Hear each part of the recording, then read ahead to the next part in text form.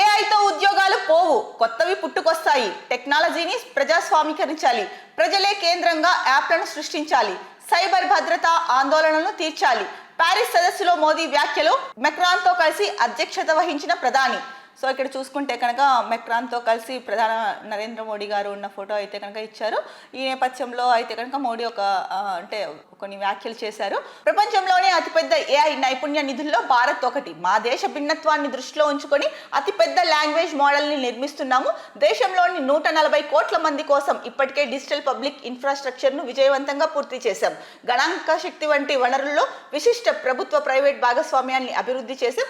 ఇది స్టార్టప్లకు పరిశోధకులకు సరసమైన ధరలో అందుబాటులో ఉంటుంది అని చెప్పేసి మోడీ అయితే కనుక చెప్పడం జరిగింది. అలాగే ప్యారిస్లో జరిగిన కృత్రిమ మేధ అంటే ఆర్టిఫిషియల్ ఇంటెలిజెంట్ ఏఐ ఏదైతే ఉందో ఆ శిఖరాగ్ర సదస్సులో ప్రసంగించిన అనంతరం ఒకరినొకరు అభినందించుకుంటున్న ప్రధాని మోదీ ఫ్రాన్స్ అధ్యక్షుడు ఇమ్మాన్యుయల్ మెక్రాన్.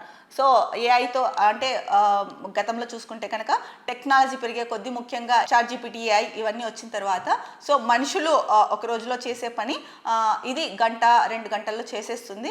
సో ఉద్యోగాలకైతే కనుక కోత ఉంటుంది అని చెప్పేసి గతంలో ప్రచారం జరిగింది. సో చాలామంది అయితే కనుక అప్పుడు ఉద్యోగస్తులు టెన్షన్ పడ్డము, ఆందోళన చెందడం ఇదంతా వార్తల్లో రావడం మనం చూసే ఉన్నాము. ఈ నేపథ్యంలోనే సో ప్యారిస్లో ఏఐ సదస్సుకి ఏదైతే కనుక ప్యారిస్లో జరిగిందో దానికి మోడీ వెళ్ళడం జరిగింది. సో ఆ సదస్సులో మోడీ మాట్లాడిన అనంతరం ఏఐ ద్వారా అయితే కనుక ఉద్యోగాలు పోవు, కొత్తవి పుట్టుకొస్తాయి అని చెప్పేసి అయితే కనుక అన్నారు. సో టెక్నాలజీని కూడా ప్రజాస్వామీకరించాలి అనేసి మరో ముఖ్యమైన అంశం అయితే కనుక చెప్పారు. సో ఎవరిలో ఆందోళన నెలకొని ఉందో అంటే ఏఐతో ఉద్యోగాలు పోతాయి అంటే టెక్నాలజీ పెరిగే కొద్దీ ఇలాంటి కొత్త కొత్త టెక్నాలజీస్ వచ్చే కొద్దీ ముఖ్యంగా ఇప్పుడు ఏఐ అనేది అయితే కనుక సో ఎక్కడ చూసినా కూడా ఎక్కడ వింటున్నా మనకి ఆర్టిఫిషియల్ ఇంటెలిజెన్స్ ఏఐ పేరే వినిపిస్తోంది. సో ఈ ఏఐ వల్ల ఉద్యోగాలు అయితే కనుక ఉద్యోగాల్లో భారీ కోత ఉంటుంది అని చెప్పేసి ఎవరైతే ఆందోళన చెందుతున్నారో సో మోదీ వ్యాఖ్యల్ని బట్టి చూస్తే కనుక సో అంటే అంత భయపడాల్సిన అవసరం లేదు అన్న సంకేతం అయితే కనిపిస్తోంది.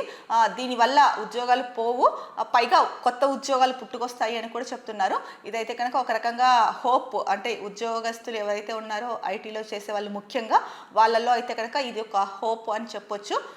సో మొత్తానికి ప్యారిస్లో అయితే కనుక మోదీ ఎవరైతే కనుక ఫ్రాన్స్ అధ్యక్షుడితో ఏఐ సదస్సులో పాల్గొన్నారో ఇది విజయవంతంగా పూర్తి అయ్యింది అనేసి మనకైతే తెలుస్తుంది.